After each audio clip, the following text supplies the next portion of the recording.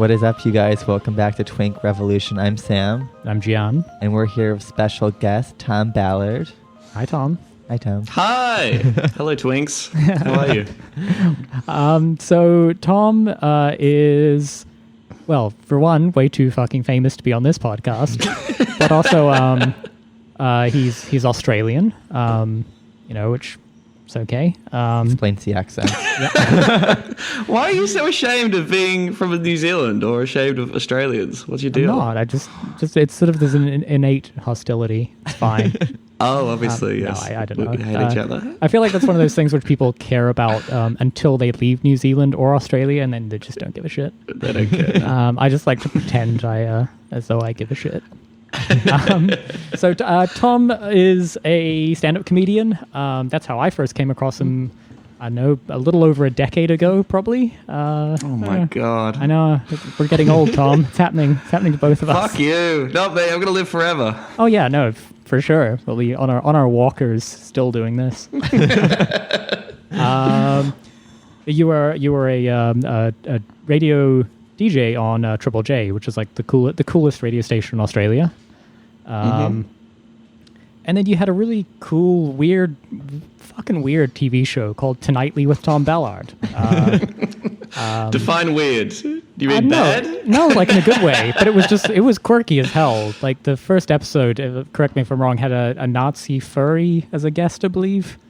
Yeah, sound familiar. He's nodding at us, which is a good sign. We did our research here. Yes. No, it's all over YouTube. It's worth a look in on. Then most interestingly, I think, is that through you were always sort of critical of the sort of Australia's refugee policy. It's incredibly humane, justifiable treatment of people who arrive at Australia's borders asking for assistance. Yes. And that kind of, correct me if I'm wrong, kind of led you into a more radical form of politics. You've come on along, right?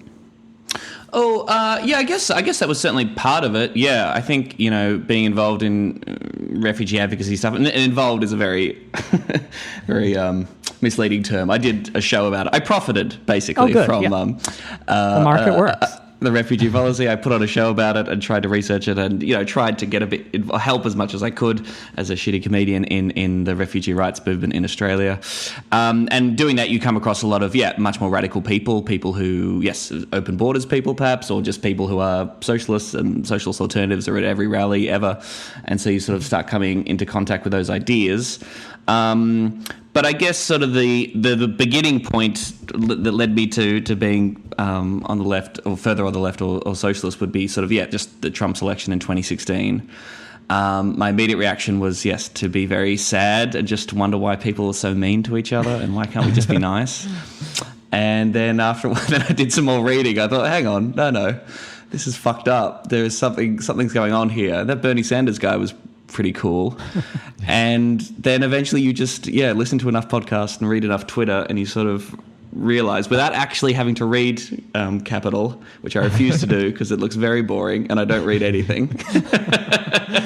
Eventually I was like, oh, it's the economics, it's the economy, stupid.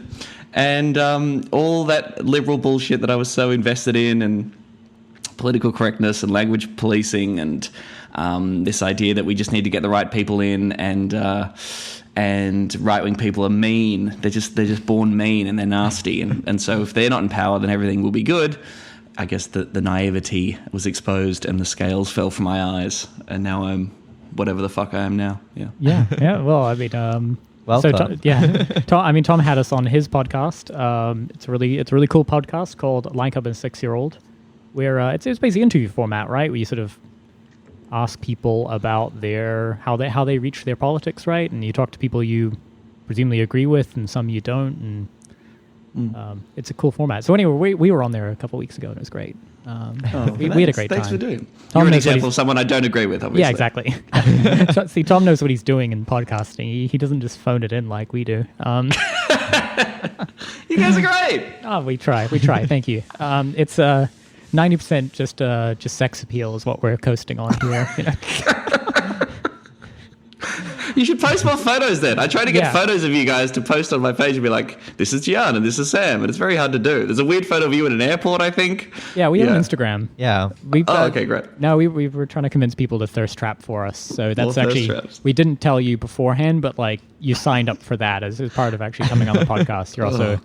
Also got to do some glamour shots afterwards. Oh, well, I look awful in this Zoom. The worst thing about COVID is the number of times I have to look at my own fucking face. Oh, yeah. In FaceTimes and Zooms. I'm so sweaty right now. The lighting's terrible. This is a gay nightmare. Yeah, we're recording this in a Chatterbait room. So if you hear the token sound going, it's fine. Do you think Chat Roulette will come back in these times? Do you think we'll get back to just wanking with each other? I think Omego's pretty big still right now. Yeah, surely we have to do something to really kind of replace the uncomfortable interactions with strangers we're not having on the street right now. Or else we're going to see random penises everywhere. That's true. There's got to be a better way. Well, in San Francisco, you see them everywhere in the Castro, just men with their dicks out. So. Yeah, it's a thing. Yeah. That sounds like heaven. Yeah. Oh, no, it's not heaven. Oh, okay. All right. Yeah. Well, for you. True.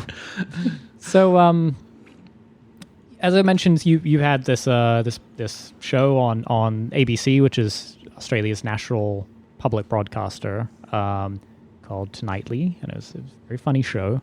And I hope you don't. It's not an unkind comparison, perhaps, to something like kind of like a Daily Show-ish format, but a little more anarchic and a little like snarkier and funnier, darker. Well, much funnier. Sorry. What? That's very but nice like of you similar to say, format, yes. right? I mean, so it's a commenting on current events. And It was. I mean, yeah. I'm. Perhaps whatever we think about Colbert's politics now, or again, I was a huge, massive Daily Show fan, and now looking back at it, you kind of think about the way that I guess satire works, or the way that people who watched that show thought that satire was making a difference, or the kind of the smug liberal stereotype that show probably bred, and that I was very much signed up to and guilty of. But I loved Colbert, the Colbert Report specifically, because I thought like that was a really great piece of satire, and now he's moved into the late night kind of world and is kind of more open with his politics in a way, and is probably fell into exactly that same smug liberal line. Yeah, exactly. Yeah. Colbert during the Bush era, hilarious. It felt edgy because it was actually satire, right? Yes. But I remember. I think it must have been a few years ago. He had Biden on. He loves Biden. He's massive, hard for Biden. And he was like, Joe Biden, you've got to run. You've got to run. That would be great. Everyone would be happy if you ran, Joe Biden. Yes, so that's a shame. But it was sort of the Daily Show format of like the desk piece and character interviews and that kind of thing with the late night show thing thrown in. So we'd have bands and stand-up guests and that kind of thing. We were trying to just jam everything we liked about those shows into one thing. And no one watched it, but it was really fun to do. And while we had a lot of problems with the ABC, and at the end, obviously they cancelled it or didn't extend it, basically ended the run. We did get a fair amount of freedom, and we got into a lot more trouble than most other comedy shows on Australian television, which I kind of think, if you're not getting into a bit of trouble if you're not pissing off people from the Murdoch-owned Sky News channel, what are you doing? Yeah, you famously your show, and not you personally, I think, called a conservative Australian politician a cunt on sort of just after Watershed Television, I believe, right? It's got you in some trouble. It was funny. It was in context. It was funny. It was hilarious. Yes. So I did want to ask about, you did have a lot of really interesting guests on. You had Jordan Peterson, Douglas Murray, Nigel Farage, and Troye Sivan. So the question is, why are you platforming dangerous individuals and giving air to dangerous ideas? All of history's greatest monsters. Yeah. No, I love you, Troy. Look, that is a good question. I'd be interested in your guys' thoughts on this stuff. Actually, I haven't listened to the Red Scare interview yet with Banners, but we had a few conversations about who we put on the show. I think that idea of platforming people was certainly a live conversation among the writing staff. I mean, a bunch of the writers, I would say, weren't necessarily on my political wavelength either, and we were sort of coming at things from different angles. The Jordan Peterson one I'm really torn on, because I got a large amount of positive feedback from both fans of Jordan Peterson and critics of him, the people who hate him as well. And that's probably not a good idea. That's probably not a good response. If everyone likes the thing you're doing, then something's gone wrong, particularly when it's someone as sort of bizarre and toxic as that dude. I mean, really, I was going to the interview, I wanted to make it funny somehow. I wanted to kind of let him know that I got what he was about and make fun of that in a way, and also make fun of ourselves at the same time. And I think after we recorded it, I read like 3 more articles about him, and I was like, oh, this guy's a fucking idiot. And I really missed the chance to kind of skewer him on how a bunch of what he says and thinks doesn't mean anything or means really bad things. But then he's also the victim of like liberal hysteria, right? He's one of those figures who is bad, but whose critics are often idiots. And you'll see him demolish people in interviews because they are hysterical and they're jumping to all these conclusions about what he does and doesn't believe. They're going into the interview with some very preconceived ideas about what he's about, and he can just say, "I don't think that," and they crumble and cry. Well, I mean, because your format for that was pretty funny. I mean, it was a good bit. Was Jordan Peterson destroys Tom Ballard, right? Yes. It was a good conceit. We got views. I got a lot of views on YouTube that way. Yeah, it worked out well. Yeah, you SJW libtard, you got destroyed. You postmodern Marxist. Yeah. He hates those, doesn't he? Yeah. I mean, I think at that point I didn't realise that there are the two sides to Jordan Peterson, which is this self-help improvement kick he's on, which, you know, genuinely friends of mine have said has helped them in their lives. Yeah. They've read the book and it's meant something to them, and good luck to you. And then there's his political outlook and his message that unless your house is in perfect order, don't criticise the world, which is, I don't know, fascism, I guess, in a way, or a fascist adjacent idea that until you've improved your gene pool, you're not. He's sort of harmless. Oh, sorry. Yeah. Have you adopted his all meat diet yet? Did you talk about that at all in your podcast? Is he still on the beef? He is on all beef diet. He's on the benzos, I think, these days. And then he was admitted to hospital, wasn't he sick? He's addicted to something. I think it's benzos or something exotic like that.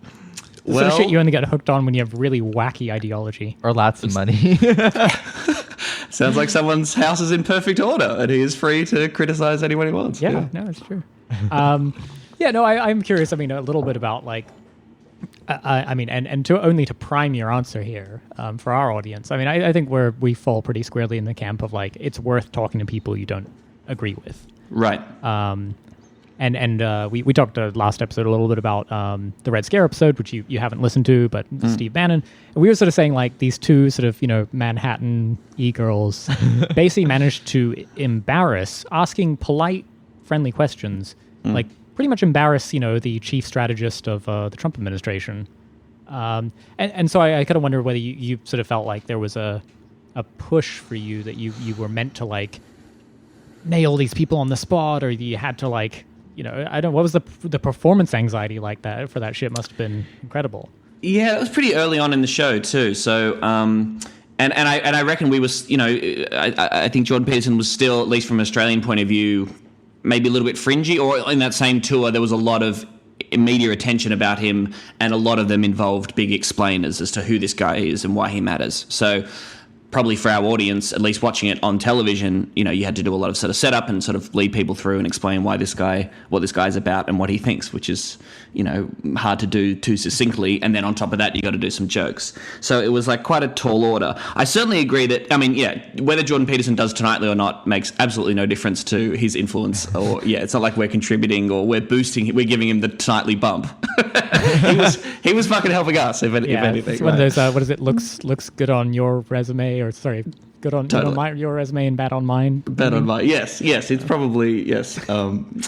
You probably lost respect from a range of quarters for a period on our show.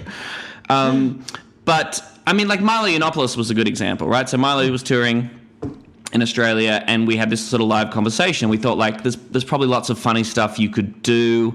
I guess we could try to nail him in some way, or try to.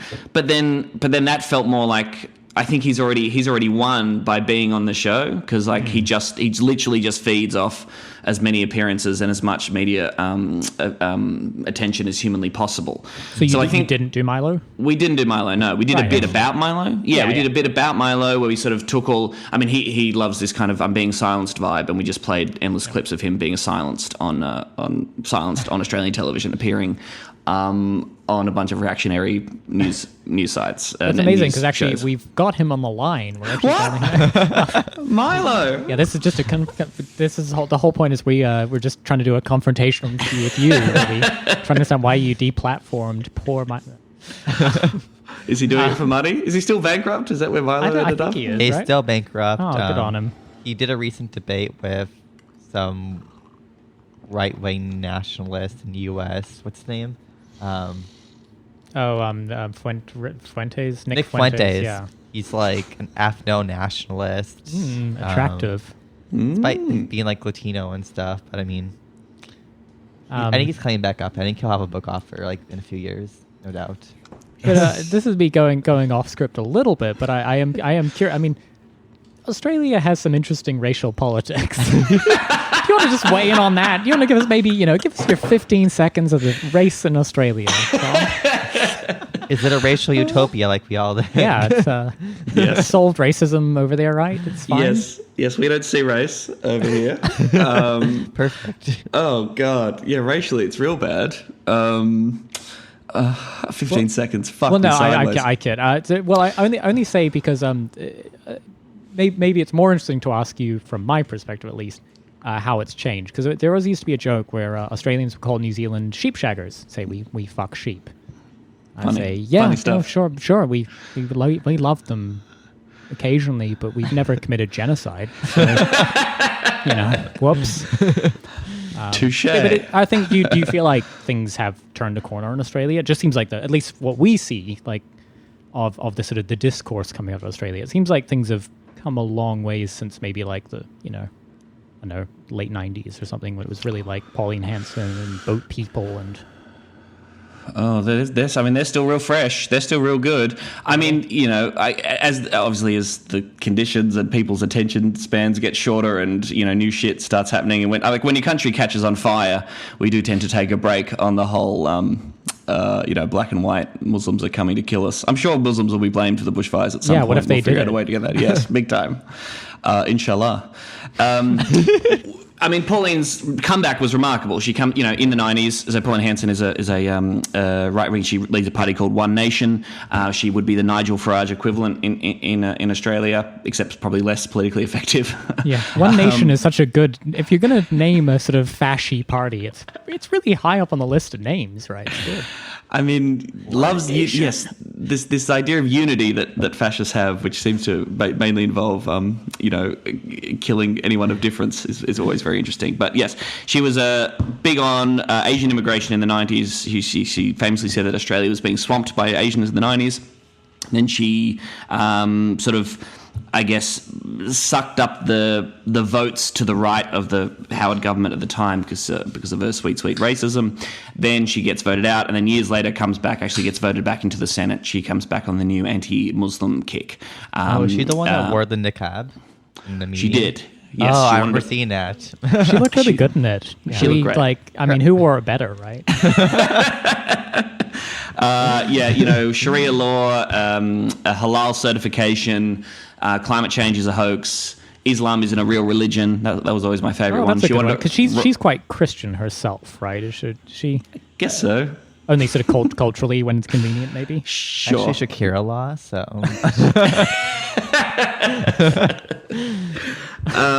So she's big on that. Yeah, climate change isn't real. She's famous for that. Big men's rights, vibe now. She's very much against the family courts. But so she's Amy Therese, basically. We love you, Amy. We know you're listening. She's a real Strasserite, this one. But yes, I mean, remarkably, she's almost been politically crippled by the fact that the Liberal Party, i.e. our Conservative Party, has moved so far right-wing that, she's had to move further out right and become even crazier so that people don't care about that anymore. Because if you want some seriously evil, racist, conservative politics, then the LNP is the party for you. Oh, fantastic. That's just choice in the free market of ideas, right? Well, she's an interesting one too, because she was like, so she was out of power, and then she started appearing on Sunrise, which is like our Good Morning America equivalent. She was booked as a guest before she entered politics for about a year, I think. She was like just a regular feature on, they have a split screen, and this person thinks this and this person thinks that, and they have a little bit of an argy-bargy, and here's an ad for washing machines. And I don't know, I think there's a reasonable argument that, her being on that show on a regular basis, being booked because she was going to say some batshit crazy stuff and made good television, I don't know, at least put her back into people's brains. And then when she does eventually run for the Senate, there's some level of legitimacy there. She's like, oh, I've woken up with Pauline every day for the past year. Maybe she does care about me. I don't know. Maybe that's... it's certainly, it's going to be really awkward when The View books Richard Spencer as a sort of daily contributor. They'd probably Richard, get along. What do you think of the new Batman movie? Oh, God. So Bernie dropped out. Really sad news for us. As you're not an American citizen. So my question is, who are you going to vote 17 times for now? Oh, God. Yeah, it's sad, eh? Yes, it matters even less what I do as opposed to what you guys do in California. Definitely doesn't matter what we do. Yeah. Who am I going to tweet about? I watched that video and that was sad, and now I've been reading and consuming all the takes and the dissections and the autopsies of the campaign. And I know people like Amy Therese and some others have been, critical of the campaign and its failings for quite a while. I'm a little bit torn, and I'd be interested in your thoughts. I don't know whether it's simply the insurmountable task that he was posing that meant that it was impossible for it to happen, or whether it was genuine failures within Bernie himself or the campaign that kind of fucked him in the end. I mean, I think the argument that he didn't go hard enough on Biden early is pretty solid, particularly when in that video he's staring down the barrel and saying, Joe Biden is a decent man. And you kind of go, well, yeah. If you're prepared to say that at this point, then... I don't know, what did your political revolution mean? If These the political revolution, politicians, they'll say anything to get elected. It's like if the political revolution still means, saying those nice things about Joe Biden, even after everything we know about Joe Biden, and even despite how important the moment is right now when there's a fucking plague killing 1 in 2 boomers across your country, and and the climate crisis is coming to destroy all life on Earth. Yeah, cop that. Then I don't know, man. Yeah, maybe he wasn't hard. He wasn't as fucking gangster as we thought. I don't know. What do you think? I think, from my take, is that Bernie was good intentioned, but after the 2016 campaign, a bunch of maximal liberals just followed him and kind of controlled the campaign. Because the campaign's not just Bernie; it's everyone supporting him and directing the messaging, and they curtailed the messaging towards a certain audience that wasn't working class people in like the factories and rural areas. So I think that was just the issue. Like everyone in this team worked for went to Harvard and like Yale and shit like that, and they're not connected to actual working class people, but utilize the rhetoric around it. I mean, there was another sort of mostly bald, sort of exiled leftist leader who, had a similar situation he faced. Lenin when he was in Finland, and towards the end of 1917, he kept writing letters to the Bolsheviks who were still able to participate in the Soviet, and they kept censoring his letters. They kept sort of watering down his message.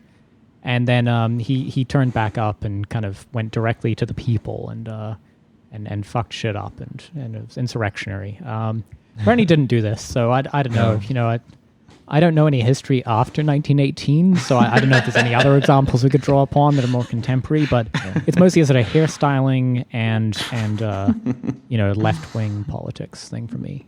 Bernie and Lenin did not do the same thing, and therefore that's what led to failure. I think just one more thing is, unlike Lenin and even like FDR, who's not a socialist icon, that before they actually did mass movements, they had a lot of workers organizing for power, then got elected or seized power. But Bernie kind of did the opposite. He's kind of trying to rise to power and then do all of the work after.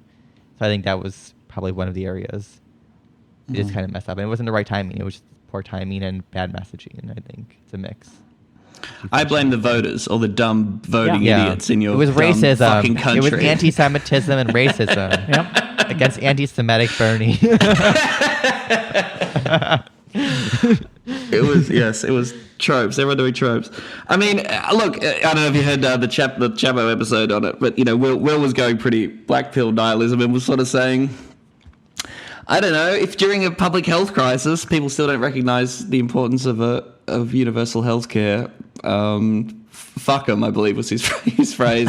Someone else said that, until the Democratic base, primary, constituency doesn't just automatically trust what the establishment of the party tells them or what the corporate media tells them, unless they, apply some level of distrust to those institutions, which, perhaps remarkably to you and I, hasn't broken down since 2016. It still seems to be quite strong. People seem to still take things that Chuck Todd says quite seriously and literally.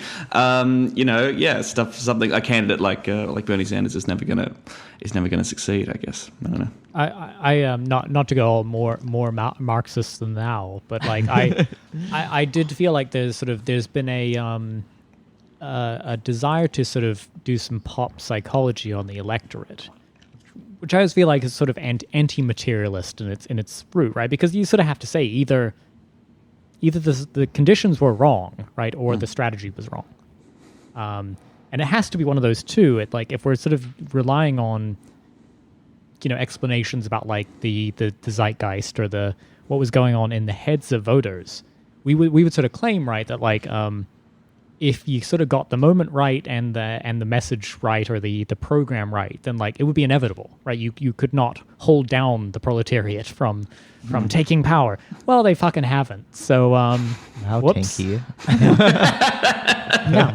I like to just be more of a downer in the middle. As people are sort of having a moment of catharsis, they're sort of feeling incredible sorrow at this, right? I mean, this is horrible. This was our last shot at the Bernie 2016 was just it was a devastating blow to everyone, but there was sort of always the idea of well, shit's so bad now. This is just accelerationism, right? We've leaned into it. Surely 2020, now we have more political capital to spend, and it turns out we didn't. And so I just like to be more of a downer then. I just like to really burst any comfortable illusions people are harboring. If we fucked up, this is us. This is us. It's all on us. Yeah, it's just Twink Revolution. Literally Twink Revolution. The Twinks failed you, everyone. Gian, I'm grieving right now. Okay, I'm taking a bit of space and doing self-care, and you're not helping. Okay, it's very triggering. We're not centering Australian bodies and spaces very well. What's going on? Go ahead. I listened to the Dead Pundit Society with Daniel Marans, I think his name is, which he wrote a long piece about, trying to dissect the campaign. And I don't know much about him as a writer, but he sounds like he was reporting on the campaign a lot and was sort of talking about the internal machinations, which I don't know, maybe people find boring and isn't necessarily relevant to ordinary people who care about this stuff. But he was saying stuff like Bernie's stubbornness, the kind of things that made him great for 30 years as a lone voice for truth and justice in the Senate, meant that he wasn't very good at listening to advice from everybody else. If you're going to mount a campaign, this isn't a movement or a quote unquote actual revolution. You're trying to use the mechanisms of electoral politics to gain power.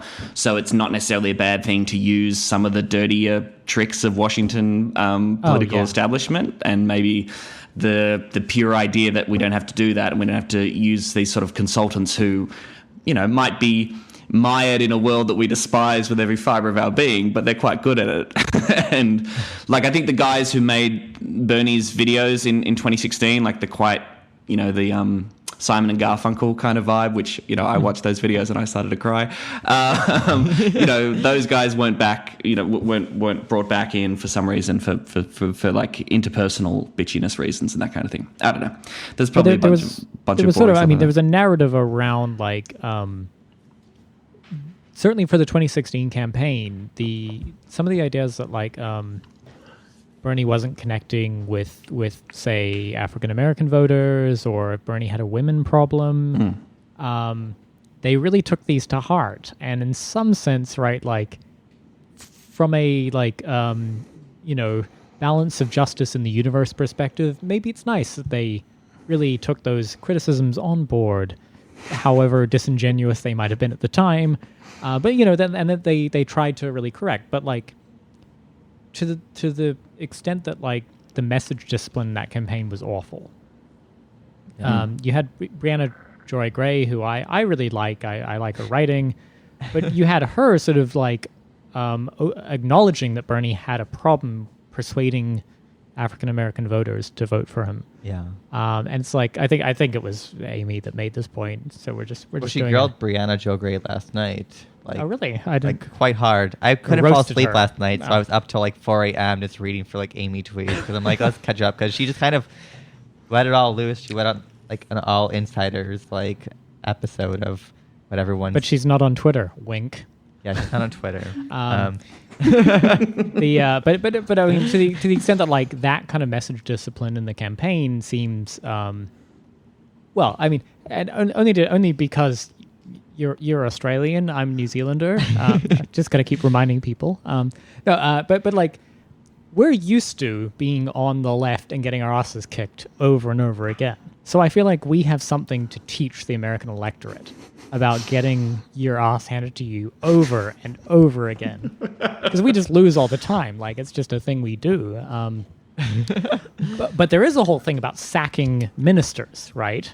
Like the sort of the in parliamentary systems or Westminster systems, people with like loose lips sink ships. It's definitely like the only thing that will get you fired from the cabinet is not being racist, being sexist, hiring illegal domestic servants, and nothing will get you done except if you basically like violate the Soviet principle of democratic centralism.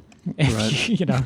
If you hold a position of power and you start mouthing off message, then that's the thing that'll get you fired, right?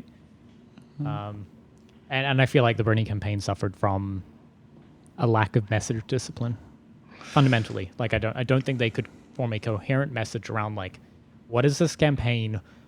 What are the actual weaknesses of it? If you'll just kowtow to anybody who comes up with some like harebrained critique of the campaign, right? Then like, well, everyone's going to go, wow, they really do have the problem, don't they? They have a lot of problems.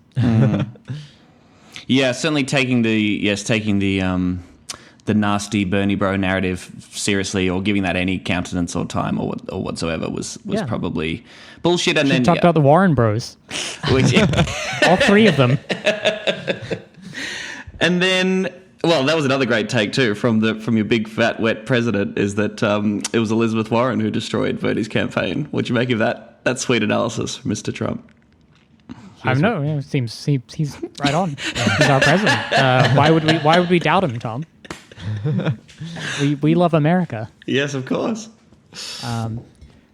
But yeah, I guess the Elizabeth Warren ruined it for everyone thing is sort of, in fairness, like she had her support, right? Most of them are San Francisco gym bunnies who Sam or I have had sex with, but like mostly me. No. Yeah. but she did have her support, and it clearly did peel off something from Bernie. I mean, but honestly, like the numbers just don't shake out. The fact that there was a stampede to Biden does suggest that something with the message just didn't work. Yeah. Yeah.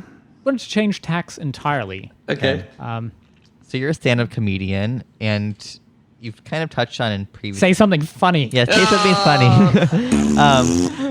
But clearly, for a while, comedians were the first targets for political correctness and like woke politics. Like, what are your thoughts on all of this? And has it kind of gotten better? And have you ever been persecuted for any of your jokes? And if so, what jokes were they? So we can all tell our Could listeners. you tell them loudly and clearly into the microphone so we can deplatform you? Yeah, but like, what's your experience with that? And like, what are your thoughts on it as a comedian? That's an interesting one for me. I've, again, as part of the move through liberal politics into a material analysis, I used to be very much on board the PC train. I did a show called Problematic a few years ago, which was a stand-up show about... I watched that show, Tom. It was good. What? Really? Yeah. Oh. Where? Where? Not gonna not dox myself. I was in Oz. In Australia. Oh, cool. Thanks for coming. Yes, so that was me trying to like make a defense of political correctness, but also talk about the bits where it gets really stupid, and also telling the story, my experience of going on a show called First Contact, which was like a social experiment show where 6 white Australians went to these regional places and were exposed to parts of Aboriginal culture, Indigenous Australians culture, the good and the bad, and some of that was pretty fucked up and intense. So, and on that trip was a guy called David Oldfield who used to work with Pauline Hanson, who we were talking about before, who is a batshit crazy racist piece of shit. Angry, like really like very dark energy, very disturbing dark energy to be around. Real psycho sociopath kind of vibes. So I was trying to talk about all that and try to say, hey, PC can be a little bit silly and we should try and take people on face value. But it comes from a good place, and I've learned stuff through political correctness, and, acknowledging country or doing these kind of things is not the end of the world, and we should all probably settle down. I do get annoyed by comedians who say, oh, everything's just a joke, it's just fine, which I'm kind of go, well, you dedicate your life to writing jokes, and jokes have clearly had a huge impact on you because you want to become a comedian, so maybe don't think that just because you say it's a joke, then that gets you off scot-free every single time. Yeah. There's definitely shitty comedy out there that I think is either reactionary or just not funny, and just kind of shits on people who are probably doing it tough enough in life. But probably since then, I've probably gone much more like, fuck it.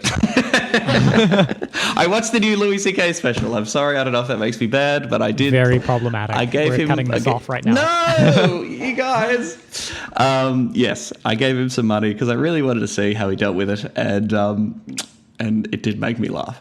No, good. Okay, we watched a Dave Chappelle episode that everyone got upset about around LGBT politics. Yes. I thought it was funny. Special was funny. I feel like the issue is if you're going to make something that's kind of controversial, it needs to actually be funny, but so many comedians like Ricky Gervais will make a trans joke and it's not funny, and then that's like, oh, you're just being a bigot at that point. Like, you need to have the funny component to actually be critical of anything in society that's not related to who you are. I thought the Chappelle routine about the LGBT being in the car was really funny. I thought that was really good. It was I funny, agree. right? That was really good. And just to be clear, Tom is a member of the community. Please state your pronouns, do a land acknowledgement, and I fuck. Okay, that's how I identify. I identify as a he fucks. as a is daddy. your gay tribe? He must proclaim it. Give your gay code announced on. I'd like to think I'm a twink, but I don't. I think I'm a twunk, which I hear is the past tense of twink. So, a twink who once was. That's me. You were a bit of one. Now we're just digging into my history, but I discovered I was living in New Zealand in about 2008, probably 2007, 2008. Was that when was the whole you and Josh Thomas was a thing? When was that the thing? Was that 2008-ish? That was 2009. We started dating in 2009. He was still straight at the time. Yeah. And by that I mean he had a tour booked in where he had to do a bunch of jokes about being straight. So once that tour wrapped up, he was prepared to tell people that we were fully gay together. Yeah. Oh, there you go. That's good. Okay.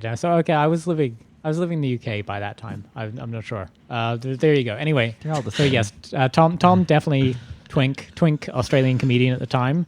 Then fellow twink Australian comedian Josh Thomas said, yeah, but no, Yes, not a thing for a long time. But sorry, I felt like digging up some ancient history for you. No, it's fine. It's fine. No worries. Both equally successful comedians. Yeah, he's doing great for himself. Isn't he? You love him. And I'm doing this, so we're all doing. So you're hitting rock bottom right now. Have they picked up another season and Please Like Me yet? He's got a new show. He's got it, which I haven't watched yet. I do want to watch it. Either. I heard it's really good. Well, look at that. Nobody's watching that either. So fuck it. You're getting more of an audience. 3 out of 3 gays on this podcast haven't seen his new show, so his life is not going great. Any other good up and coming Australian comics we should be looking at? The hot gay ones, maybe. Maybe we should be paying attention to. Who are the hot gays? There was a real glut in Australia. It was insane. At one point, we you all guys kind had of just all the faggotry happening yes. at once, right? Yes, Joel Creasy, me, Josh Thomas, Joel Creasy's a sweetie. Reece Nicholson, Nate Valvo. Yeah, we all kind of squeezed through the door at the same time. Joel Creasy's a big Hillary stan, though, right? But he did travel to the US to campaign for Hillary. Yes. Yeah, yes. that's a little sad. Is the person? But he's hot, so it's fine. Is the comedian who created a character Jemay? Are they gay? I forgot their name, but are they Australian? No, Tom can probably speak to that. You've done bits of about this on your show. About Jemay? Chris Lilly is, as far as I don't know. Chris Lilly's notoriously very private and doesn't do any interviews that's as a code himself. Word for gay. I just ask because I love those skits, and I have the vibe, I have the intuition. It's telling me there's something a little bendy about this person. Well, there you go. You heard it here first. So that's a good example, right? So with the PC debate. So Chris Lilly's first 2 series to me were fucking hilarious, really funny, very definitive. They're really groundbreaking in Australian comedy. Everybody loves these shows. Summer Heights High. Right? We Can Be Heroes and Summer Heights High. Yeah. In We Can Be Heroes, he plays he's a white guy playing an Asian Australian who dresses up as Kathy Freeman, a famous Aboriginal track star. So, I don't know. At the time, it worked. It worked. Funny at the time. Before about 2014, we just didn't know any better, really. Yeah. And then he goes into Angry Boys and stuff, where he's playing, full blackface, dressed up as an African American hip hop star, singing a song called "Squashed N-Words." So, this is an area where perhaps some political correctness doesn't, could help guide us to a better world. Maybe, I don't know. Yeah, I guess there's sort of a question. It does make me wince, which I feel like take your first plus reaction on that stuff. But there is something to say about whether there's any malice about it. And I've only seen Summer Heights High, where he, I believe, plays a Pacific Islander of some sort in a brown face kind of thing. In about Tonga, right? And from Tonga. Was that? Yeah, and there is no malice behind it whatsoever. It is very good-natured comedy. It's actually, it's Dan Ninen levels of 100% clean millennial comedy. Yes. But it certainly makes you draw a bit of breath, doesn't it, these days? I think people's point, despite the long history of blackface, in Australia particularly, we don't understand this. I don't know if you heard about Hey Hey It's Saturday, which is a variety show in which a bunch of people came out as the Jackson Jive, which was 5 guys in blackface. Being the Jackson 5. Harry Connick Jr. was one of the judges on the talent show and held up a 0 because he was like, right on. Correct. Correct. So you got the racist history of blackface in this country, but also I think people were making the point that an actual Tongan person hasn't got a 6-part comedy series on the ABC. So it's kind of weird that the amount of Tongan visibility is provided by a white guy putting brown stuff on his face. And you can't be what you can't see, guys. I guess white people never thought that they could do that either. So I guess they saw that and were inspired too. I don't know. It's true. It is inspiring. You too can get a 6-part comedy series by still doing blackface. Oh boy! So actually, I am interested about the ABC because our predominantly American audience will not understand the concept of public broadcasting. What is that? But you have suckled at the teat of this socialist plot for a long time. So maybe, what are your thoughts on sort of the value of public broadcasting? Look, I'm absolutely 100% on board. It's not. Yeah, you would say that, wouldn't obviously, and I would love another job there. That'd be great. It was interesting. We'll forward this over to them, Tom. They're big twink rap heads, okay? I mean, yeah, look, excuse me. The ABC... Fuck, he's got the COVID. It's happening. Oh, God, it's happening live on the air. Get the man a ventilator. The ABC is like the BBC, same deal, except slightly different. In the ABC, the government...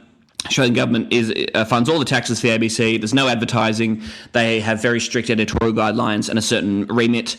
They do news, they do investigative journalism, they do children's programming, and they do entertainment as well. They do comedy and all that kind of thing. The BBC, which is a license fee vibe, whereas if you want to have the BBC, you have to pay a license, and pretty much everyone pays a license who can, obviously, because people watch television, and so that's how. So the BBC is a slightly different model in that respect.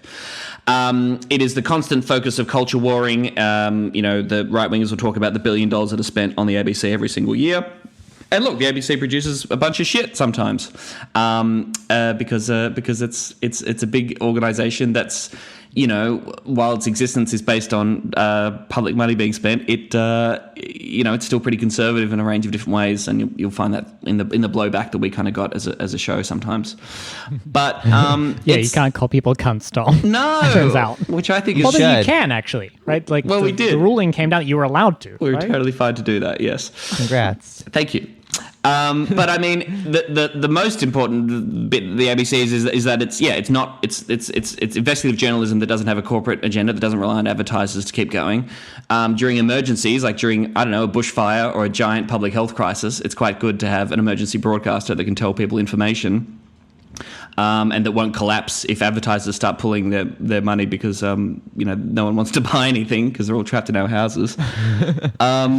And yeah, it's just good that it exists. And it's, as much as the Liberal Party, who's the party of government at the moment, wants to say that they support the idea of public broadcasting. I mean, the executive council of the Liberal Party literally had a vote where they said, we want to privatise this, we should sell it off, we should run ads on it, and our taxes shouldn't be going.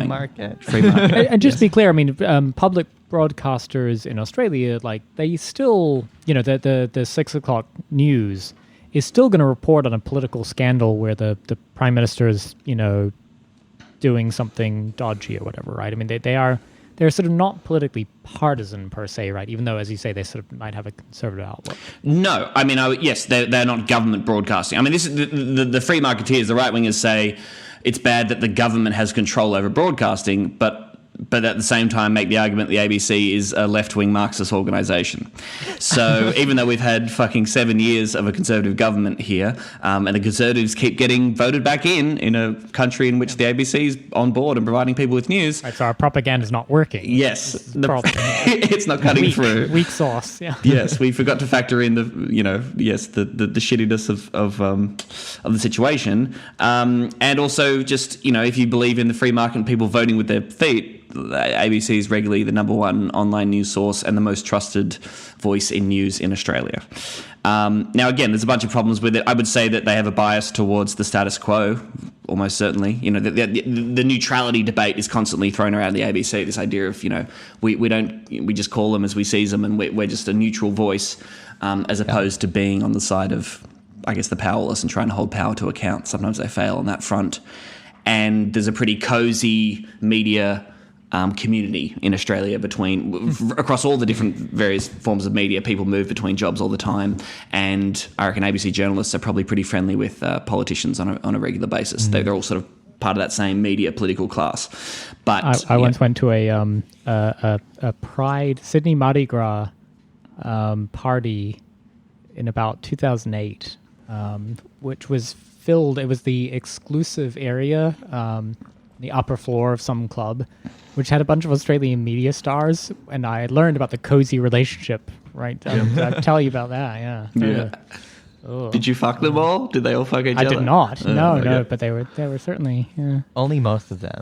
No, it's certainly, I got very aggressively hit on by a female Australian media personality. Really? Hilarious. During Mardi Gras. Come on, that's homophobia right there.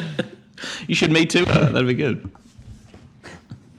Yeah, just do it any day now. But what is NPR? Is NPR just people paying? Like you just subscribe to NPR? NPR is liberalism. Oh, I see. Embodied. It gets funding from like the Koch brothers and stuff. It's got a bunch of sponsors. I think PBS is probably closer to the the vision of all that. I mean, no, that's also being privatized now. Oh, is it? Yeah. But I mean, they at least receive some public monies. I feel like, there's just nothing equivalent in format here. C-SPAN is sort of an interesting beast, which is funded by the cable companies, but like their whole their mandate is not the same idea as like, hey, let's build a media apparatus that is sort of healthy, right? Like what is a good functioning media operate, and like let's use public monies to do that. C-SPAN is more like, let's just sort of carry a lot of ideas. We're just a channel, just a sort of endless corridor through which things will pass. It's like Dave Rubin, but better. Like the media, like the media personalities at that Mardi Gras party. Just a corridor through which things will pass. There's nothing equivalent, and it's kind of a bit of a treasure, I think. Honestly, it's something quite special about your Australian Pravda, utopia. Your Marxist rags that you have funded by your ill-gotten tax dollars. I mean, a good example is, and this, comedy. Who gives a shit, really? There are lots of venues to do comedy. I guess, we got accused of being biased on Tonightly. And look, I'll be honest. Like, I was going into Tonightly with an agenda, with a worldview, with an ideological analysis, and I was. Good. I don't know, if you don't think that the ABC should exist, if you don't think ABC should be funding comedy, or if you think it should be funding comedy, it should be balanced comedy, which is I think. What the fuck is that? Well, exactly. It's like, hey, the government's bad, but the opposition party, they also did this dumb thing, and here's a video of this politician falling over, and you kind of. Sorry, we got a laugh track here somewhere.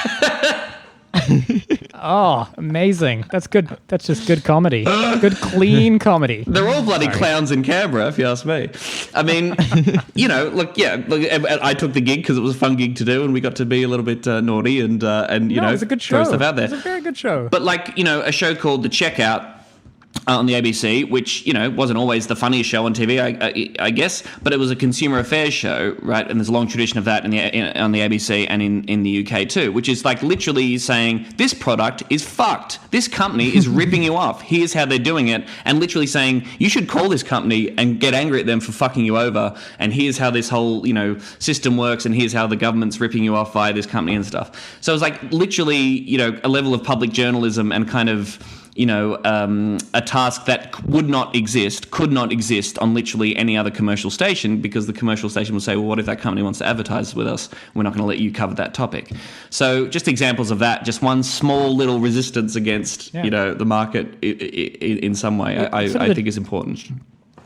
It's the joy of having a big sort of bureaucratic social, civil service, right? Which...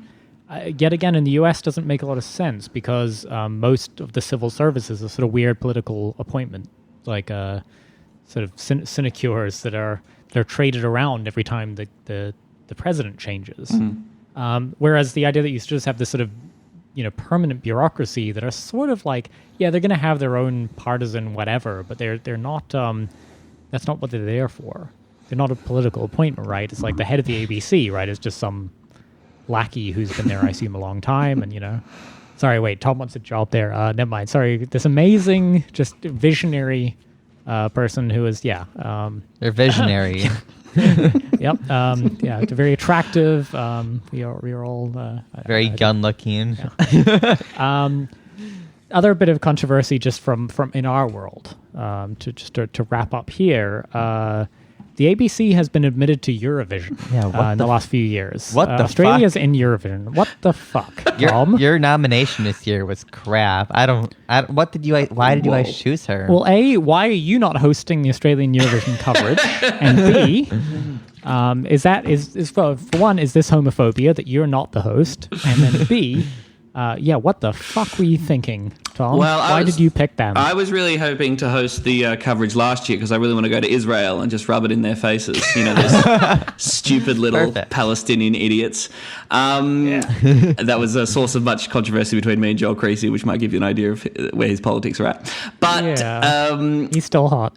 I don't care about Eurovision. I don't care, and Tom, I don't care that we're in don't it. I don't disappoint care us. that we're not in it. I love Montaigne. I love Montaigne. I think she's really great. I think I watched her song once, but apparently you guys don't agree. Tom just got disinvited from our Eurovision watch party. So, wow, awkward. I'd watch There's it. no Eurovision this year. Yes, there is none, is there? I think it's postponed. What do you love about cancelled it? it. Just how dumb it is and gay and stuff? I lived in Denmark. Oh, I see. And so there was a chance of actually winning. Oh. Yeah, I never followed football or anything. But I heard that soccer, if Australia won, it wouldn't come to Australia. That's part of the deal. Fuck no, nor should it. I know geography. I know that much geography. Well, why is Israel in there either?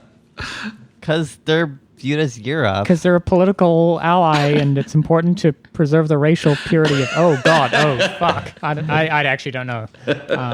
Sorry, It's gonna backtrack on a that one. cultural thing. So, like, when I was in the libertarian world, they created a chapter in Israel, and they wanted to also create a chapter in the Palestinian region. And Israel course they wanted to be did. part of the European section of the organization, but they were like, "Oh, you have to have both." And all of Europe was like, "I guess we'll have both of them." Awkward. Okay, so you're not a Eurovision follower then. No. It's fine. I should watch it. Maybe I'll have fun. I don't get it. All right, we're gonna after we wrap this up, we're gonna send you your reading list, your assigned homework. It's been downhill since Dami Ian. Like the It's been downhill since Laureen and Euphoria won in about 2013. what was Spirit in the Sky? That didn't win. They Yeah. should have won. They were wrong. Anyway, I gotta go. Yeah, sorry.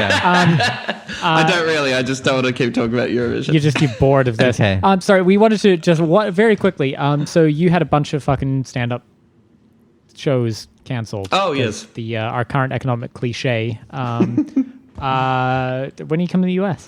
Oh my god. Yeah, think of the real victims, guys, in all this, the comedians. Yeah, exactly. I have applied for a green card, and I will find out about that in May. What? Really? yeah. Where are you going to move? Yeah. It's highly likely I won't get it, but if we can... We got a couch, Tom. Yeah, come crash with us. You're always welcome. Probably won't come right now. Might just wait until you guys... Oh, we're doing great. Until How many cases have you got? We've got wait lists. California's doing wonderful. All right, yeah, I'll let all the dust settle a little bit on that, and if I get it, then I'll pop on over and become a big comedy star. Yeah, we'll hang out. Can't wait. Well, we'll know that this was the starting point for it all. Big time. Cool. Tom Ballard, thank you so much for joining thank us. you. Remember to check out Tom's podcast, Like I'm a 6-Year-Old. It's where all good podcasts are sold. And yeah, we'll see you next time. Bye, guys. Bye. Thanks, you guys. Bye.